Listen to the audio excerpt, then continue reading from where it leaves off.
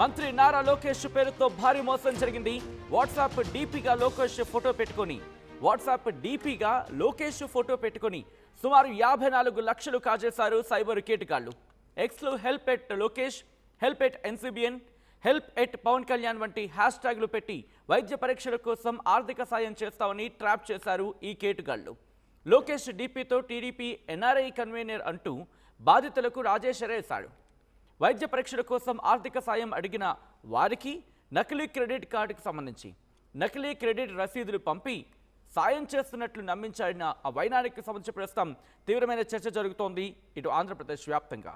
డబ్బుల జమ కోసం 4%, అవును, డబ్బులు జమ చేయాలంటే 4% ఛార్జెస్ కట్టాలంటూ వసూళ్లకు పాల్పడ్డారు ఈ కేటుగాళ్లు. ఇలా 54,34,000 వసూలు చేశారు ముగ్గురు సైబర్ నేరగాళ్లు. A1గా కొండూరి రాజేష్, A2గా గుత్తికొండ సాయి శ్రీనాథ్, A3గా సుమంత్రను అరెస్ట్ చేశారు సిఐడి అధికారులు. ఇది దాదాపుగా ఈ తతంగం కొన్ని రోజుల నుంచి, ఇంకా చెప్పాలంటే కొన్ని నెలలుగా జరిగిందట.